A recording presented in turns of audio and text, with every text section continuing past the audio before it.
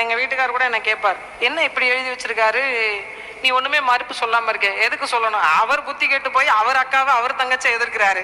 நான் புத்தி கேட்டு போய் அவர் அளவுக்கு நான் இறங்கி எங்க அண்ணனை போய் சாட முடியுமா?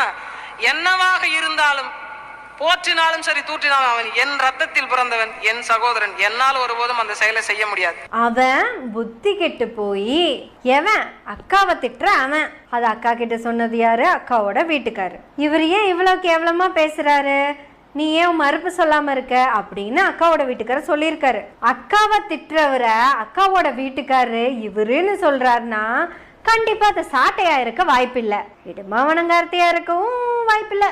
இவங்க 2 பேரும் இல்லாம மத்த அள்ளு சில்லறைகளை பத்தி கவலை கிடையாது. அப்ப அந்த அவருங்கிறது எவருன்னு பார்த்தா அதிகபட்சம் அது சீமாரா இருக்க வாய்ப்புகள் நிறைய இருக்கு. அவன் தான் புத்தி கெட்டு போய் அவன் கூட பிறந்த தங்கச்சியை திட்டுறான்னா நான் எப்படி அவனை மாதிரி